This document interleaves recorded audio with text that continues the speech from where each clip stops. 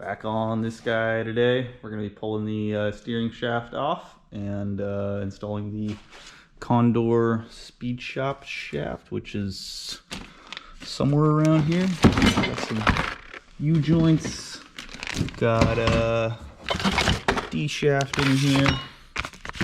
Oh yeah, so let's get that guy on the car. Well, I found more jankiness. There's a few ways to put together a steering shaft, custom with, you know, the BMW parts, but this is definitely not the way. He ground down the spline shaft into somewhat of the D shape that the steering shafts come in, and then just sent it on in there. Let me get some light on that. You can see it a little better there, but just pounded it in to where it was just jammed in there. Oh, and this seems to have a play in it. I don't know how this is attached to each other, but that's cause for concern. Yeah, more sketchy shit. Luckily that's not too sketchy because it couldn't really come apart with the steering shaft in its place, but that is just janky, man. And now I gotta figure out how to get this steering shaft off of here without being able to grab the end with my slide hammer. So let's get interesting once again. Some more jankiness here. It looks like that's a tap broken off in there. And what do we have here holding this one in? That's a broken wood screw. Yep, he put a wood screw in there and broke, and I guess he left it. Tried to tap the other side. That's why this thing has a little bit of wobble to it, as you can see. Yeah, janky. And then this guy, I had to drill out the studs on it because he did a strut tower repair, and he put the he didn't use an OEM strut tower. It looks like they made their own stuff there, and the tube that they used that comes off the top of the strut tower there was too wide. You couldn't loosen up the bolts. There was no room to get a wrench around it. So that was necessary. Still trying to do the steering shaft. Like I said, I got half of it out. I welded a thingamajiggy to the end of this this vice grip here so I could slide hammer it, but that still didn't do it. The vice grip slid off, so I squirted a bunch of PB blaster on it.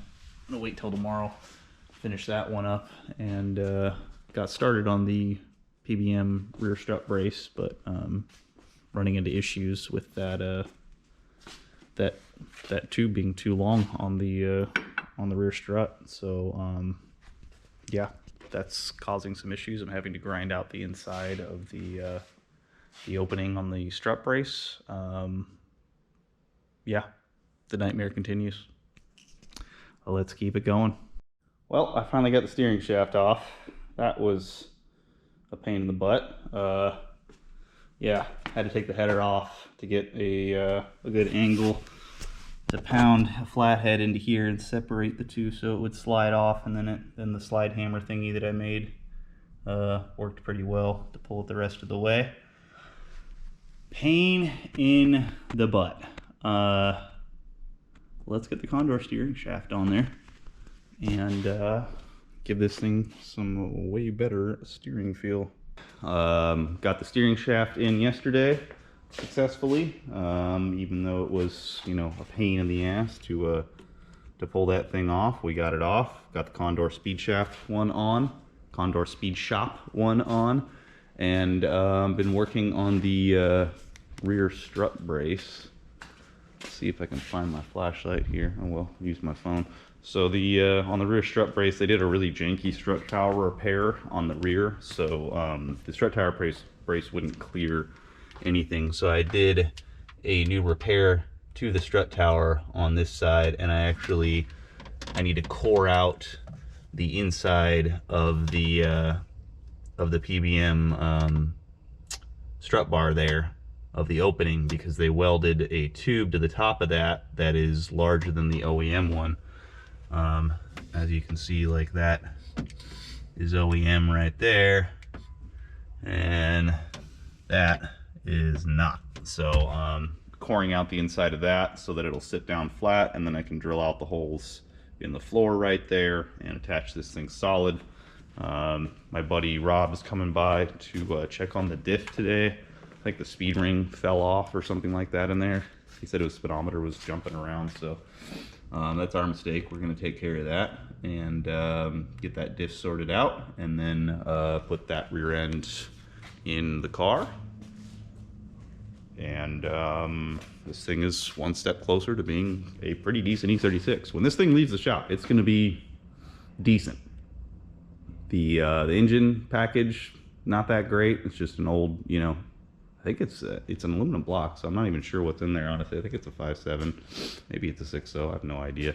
It only made like 280 or 290 on the dyno, so he's gonna get a Holly eventually, and we're gonna put a Holly on it. It's running like a factory ECU right now. So, but as far as like suspension goes and hydro and all that stuff, like, it's gonna be a pretty decent little drift car when it leaves here.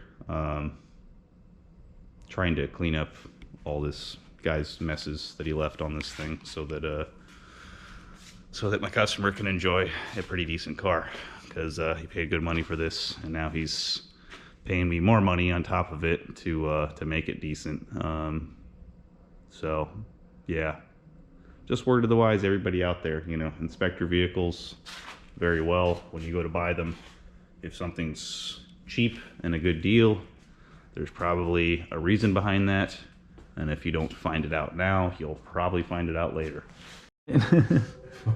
Rob is astounded by the car here. Look at the fuck. So let's see how tight this drive shaft bolt is there. Yeah, that's cross-threaded. That's not. Oh man, don't tell me that.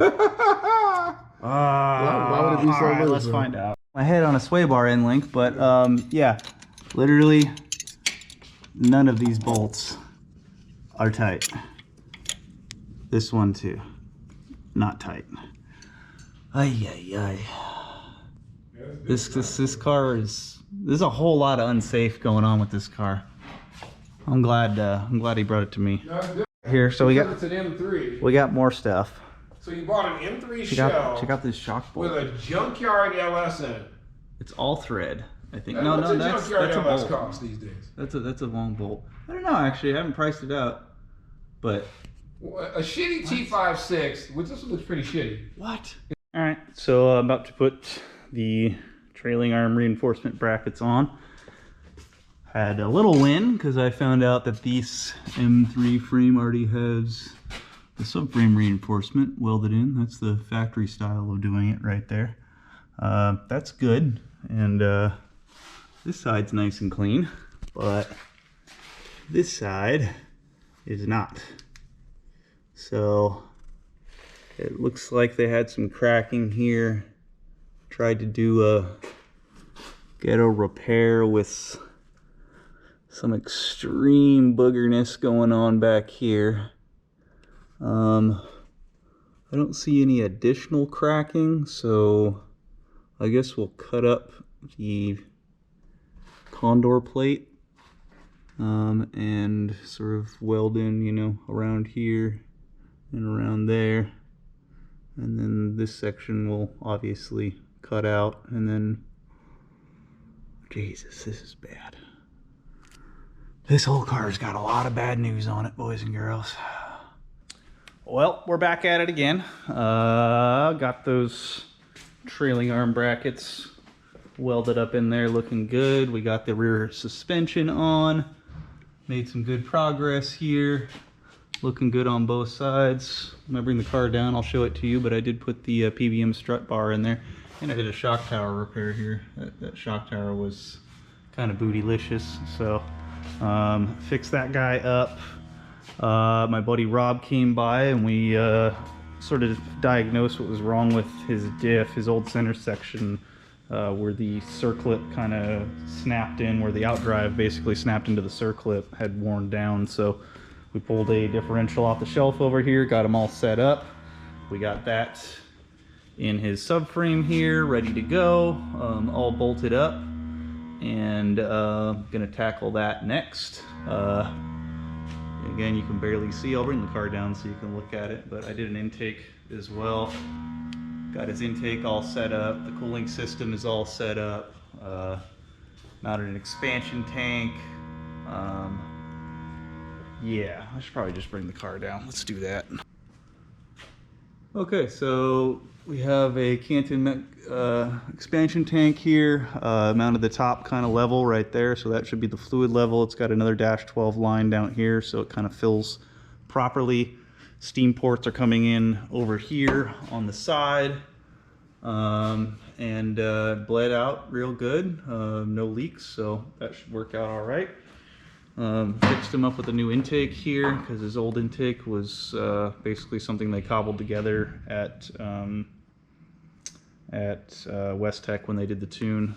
So we just got a nice aluminum tube there, got him an intake, kind of used the open end of the intake here and a little bit of rubber tubing zip tied there to kind of give it kind of a little rubber mount so it doesn't flop around in there. And yeah, cooling system's good. Intake's looking good, just waiting on the SLR kit at this point. We got our diff built, so we're gonna put the rear end in tonight.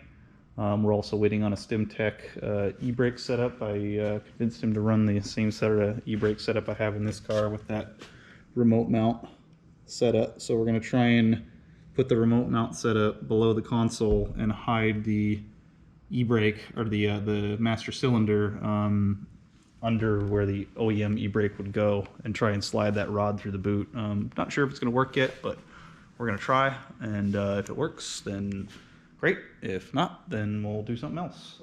So I'm gonna get on top of getting the rear end in the car right now, I think, unless there's anything else left to do. Oh, I need to tighten down the header. We've been trying to get an oil cooler on this car, been having bad luck. Bought this Improved Racing adapter, which is a really nice adapter. It's not their fault as a company, we just couldn't use it because this is super close to the header right there, and their adapter kind of steps off to the side, so it just didn't fit the CX Racing header. So he bought a sandwich filter, and it turned out to be the wrong sandwich filter, so it didn't fit. So we ordered up a new one, and that should be coming in a few days. We're gonna mount that on there. We're gonna run an oil cooler up here behind the grills. Just picked up a nice Doral 16-row -10 oil cooler. We're gonna mount right in there and keep his oil nice and cool, because apparently he's paranoid about that.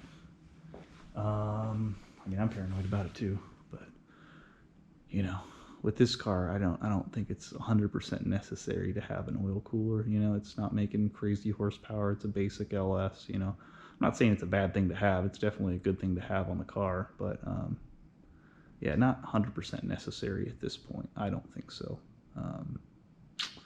But well, I'm going to do it, and we're going to continue on. So yeah, welcome back. Let's keep going.